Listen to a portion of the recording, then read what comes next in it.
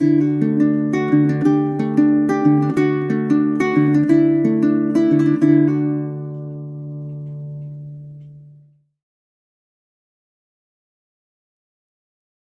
guys, Doug the Michigan Piper coming to you from the Pipe Rest today.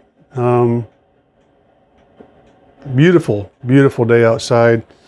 I was going to record outside, but it's pretty breezy, and I don't want to. I hate it when I'm listening to a video and it's wind's hitting the microphone. So I decided to come back down to the Pipe Rest here to do the video. And today I am smoking for the Codger Challenge 2.0, the new Prince Albert, and I'm gonna be a man of my word. I'm only gonna smoke Prince Albert or Prince Albert Match, and I'll explain it in a minute. But this is the new stuff that I really didn't care for. This is my second bowl, but I'm gonna go back to the corn cob just to make sure that I get 2 smokes in both bowls. I still don't care for it as much, you guys. It's not a bad tobacco. It's just compared to the old stuff, I think it's junk. I'll be honest with you. And that's not to insult anybody that likes this. You might like this. I'm just comparing it to the old stuff. So hopefully that's not too insulting to anybody that does like it. Because if I hated it, I wouldn't smoke it. But it's, you know, I'm picking up a tiny little bit of the cocoa, but I don't know. I don't want to get too deep into it because I've been talking about it for the last 3 videos, and you guys don't want to hear me roll on about that. And the reason why I say I'm going to smoke mainly Prince Albert is because I did order a Prince Albert Match from Milan. So I'm hoping that maybe that will be a little closer to the old stuff. I've heard from Pat that was a good match, so we'll see. I'll wait for that to come in, probably be on Monday, and I can give it a shot.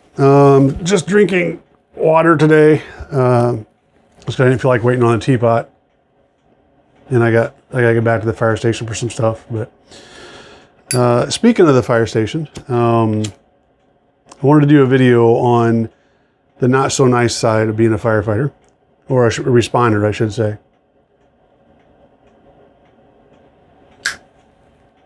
And I'm trying to figure out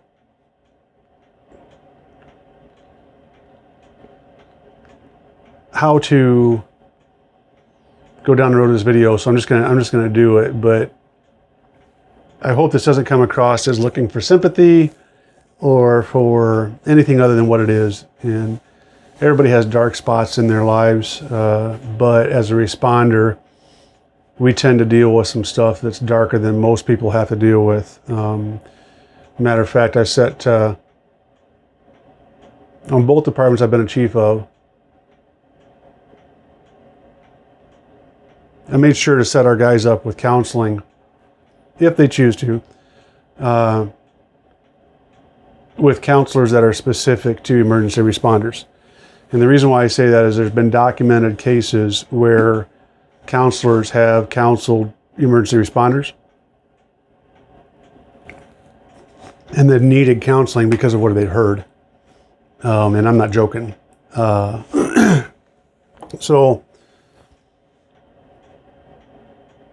sometimes, and you don't have to be an emergency responder to have this happen to you, but for me, sometimes some of those scenes come back to you. Now, I'm not the kind of guy that has nightmares. I have bad dreams every once in a while, but nothing about calls that I've been on. And it just, you think about it, you know, it comes back, and you go through these periods of just thinking about those calls. And sometimes you wonder, it's like, well, did I handle that one right? Did I process that right? I'm not really the kind of guy who beats myself up on whether I did something right or wrong. I'll analyze it. If I did something wrong, then I'll probably beat myself up a little bit, until I get it in my mind how to fix it for the next time. But, I'm not one of those guys to constantly question myself about it. But, and by the way, this is a good time to put a little, not advisement, but warning or whatever you will, that this is going to be kind of a graphic conversation. So if you got little ears around you, might not be a good one for them to hear.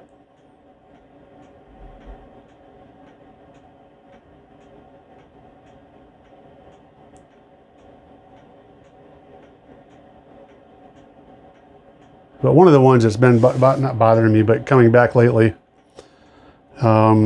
is a call I had probably 15, 20 years ago, probably. So a girl was driving, a teenage girl was driving. She just picked up 3 young girls, 7, 9, and either 6, 7, 9 or 7, 9, 11, one of the two. And the story we got was that the brakes were bad on the car, and you know, you hear that and you're like, yeah, okay, that's what they all say. But they actually did the investigation, and the brakes were bad on the car. But she couldn't stop for a stop sign. She just picked these girls up from school, and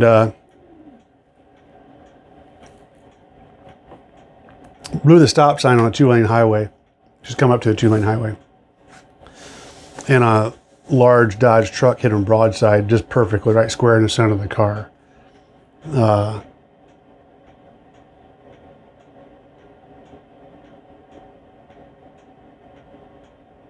And this is an adjacent community to ours, so they called us for help because during the day. I was working overtime that day, and the way my department rolls out is, or that department then I was on rolled out was, there's only one guy on the station. We had 2 stations, only one paid staff person there at the station, and everybody else would meet us on the scene when we got there in the truck. So, since it was during the day,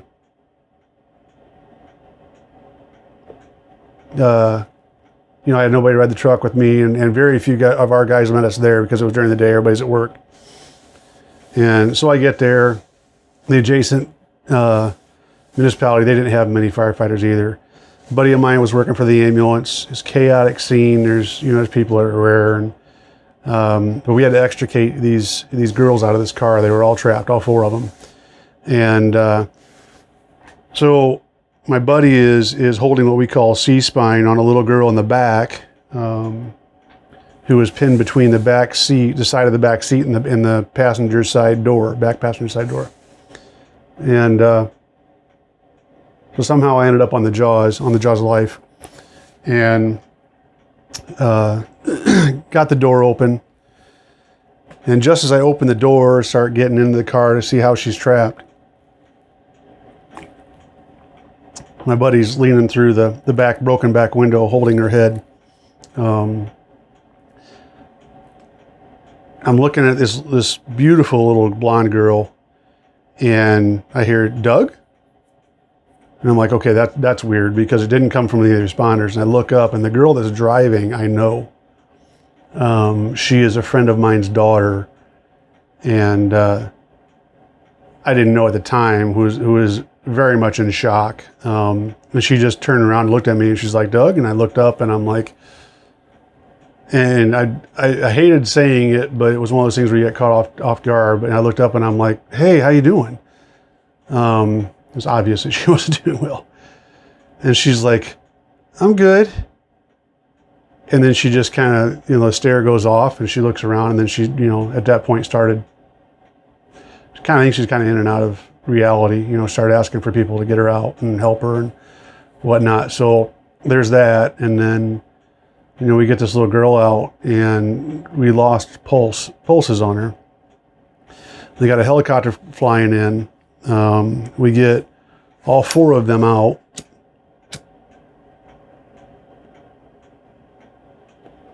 And so we're spread pretty thin because we've got 4 critical patients. So as we're wheeling the girl that I got out to the ambulance, usually there's 2 people on the ambulance, but because there was so much going on, because there's still a patient in the other car too, in the truck, it was just me and 1 medic. And I'm wondering why, the girl that they got out before the girl I got out, they're not flying, they're not going. And that was when I learned that, that they don't fly if the person is on pulse.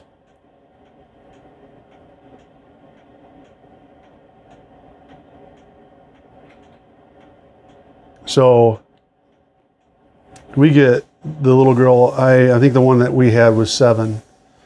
We get her in the back of the ambulance, and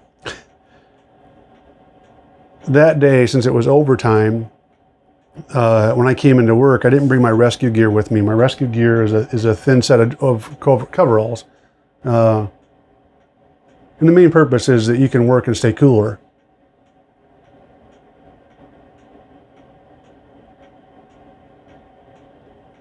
So I'm wearing full bunker gear, helmet and all. And we get in the back of the ambulance, and I'm doing compressions, CPR on this little girl, which just seemed awkward. You're used to a big body person. You're afraid you're going to break her. What you do, you break ribs. I mean, CPR is not pretty. So I've got all this gear on, and it's probably, I want to say it was over 90 that day, high humidity. And this is the part that comes back.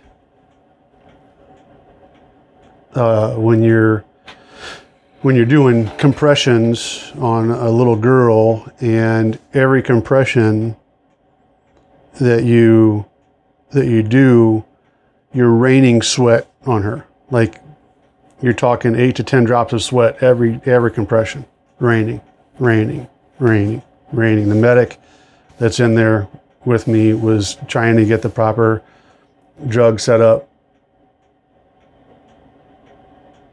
Raining.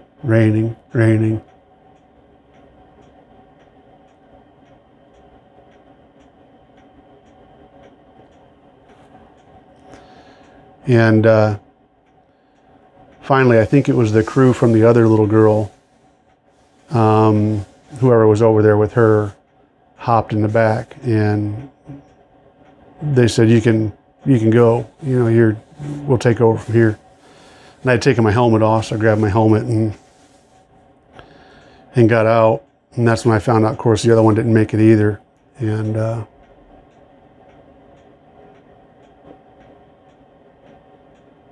think I found out a couple hours later the one I was doing compressions on didn't make it. And basically what happened is they were in the back seat, and when they hit, the 2 little girls in the back seat hit heads.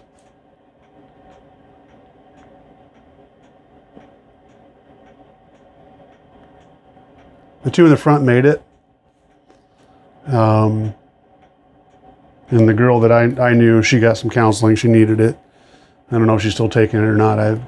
We've moved and I haven't kept in touch. But I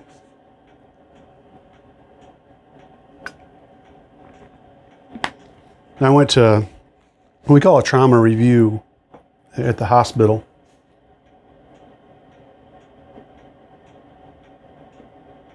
And they were reviewing their case, because the reason why we do these trauma reviews is to look at it from beginning to end. Is there anything that we could have done different to help them to make it, or if they made it, to make it go better, or what we do right, And I'm like, I'm going to go to that. Again, I'm going to warn you, this is kind of graphic.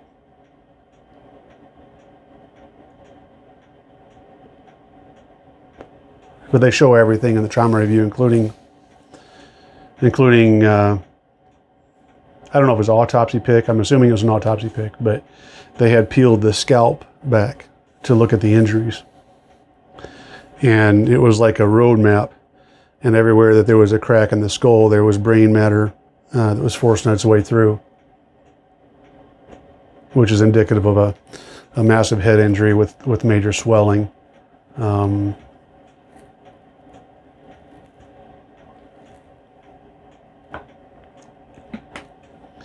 Yeah, so that was pretty rough. We had I had a really good friend, still do, that went to the same church as I did, and he had 2 little blonde girls about the same age, and I got walked in a church. This is probably, I think this was the Sunday after this accident happened, so you're talking 3 or 4 days. And when I walked in the lobby, they're friendly little girls, and one of them came running up to me and hugged me. Didn't know anything about what happened, and came running up to me and hugged me. And her sister, the twin, came up and hugged me. And I'm standing there holding on to these 2 little girls who are hugging me by my stomach area, and just holding on to both of them. Looking at him, and I don't think he knew what happened either, trying to hold it together. And that was the last thing I needed at that moment, and the first thing I needed at that moment.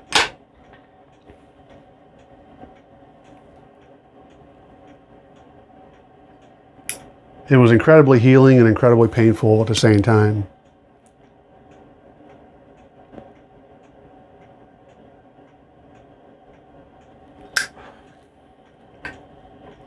So over the years, that's one of the ones that come back. And I'm not telling you guys this, like I said in the beginning of the video, I'm not telling you this so that, it's like, oh, I'm so sorry that happened to you. I don't need all that. I really don't. I mean, I am mentally very healthy, spiritually very healthy. So I think the biggest reason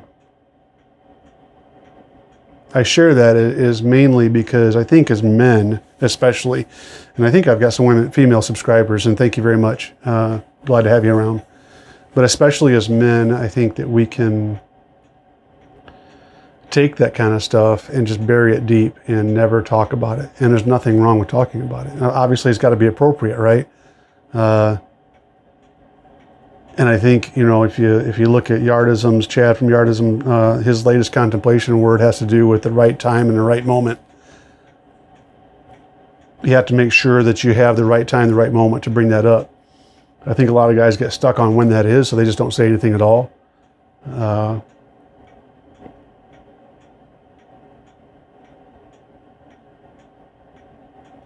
think that I think some guys think that if they talk about it, I'm going to break down. I don't want to break down in front of anybody. But what's the alternative?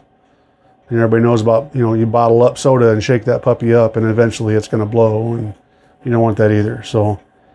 I see a lot of death and stuff through the medical examiner's office, but it's not nearly as bad because I can't help those people. And I've got 30 years of doing this now, and I don't want to say I'm immune to it by any means. I might just have better coping skills, I don't know. But if that's you, if you're the guy that, I don't know if I want to talk about this, or I don't know who to talk to about it or whatever. I'm telling you, it's better. It's better to talk about that kind of stuff. And I try to tell guys in my department, it's like, it's nothing. You're not going to hurt my feelings talking to me about stuff like that, But you need to talk to somebody, whether you talk to me or you talk to your wife or you talk to whoever. You need to talk to somebody. It doesn't have to be a counselor. I mean, you need to be. But it doesn't have to be. I'm blessed enough. My wife was in the fire service for 10 years. And so she knows, and I talk to her about everything. There's nothing in here that she doesn't know. She knows if I have a bad call, I'm going to come home and I'm going to talk about it for days to her. Because it's almost like I got to relive it, to get it all out, to make sure I've said it all. Almost like, okay, now it's all out in the plate and it's not bottled up in here someplace waiting to pop out. So, but... find the right time, find the right place, and talk about it. You heard me talk about some other stuff. It's kind of rough, not a lot, but my goal is to do more of that, you guys. My goal is to, I don't want to say set the example, but be able to show that you can talk about this kind of stuff. You can put it out there, and it is absolutely therapeutic. Like I said, this stuff comes back. It's not the only call that comes back to me, but you deal with them as they come. Thank God he's got the grace enough to give me the skills to cope. So yeah, that's what I got for you today, guys. Sorry, it's not a very funny or lively video, but I did want to get the old codger challenge in and just share that with you guys today. So on that note, I'm gonna keep doing this, you guys. I'm a man of my word. It's gonna say Prince Albert on it if I'm smoking it for the next till the 21st. So and it's gonna be the Country Gentleman or the Dr. Graybo. So we'll see how this goes. But guys, I hope you all are doing well. And until next time, you take care.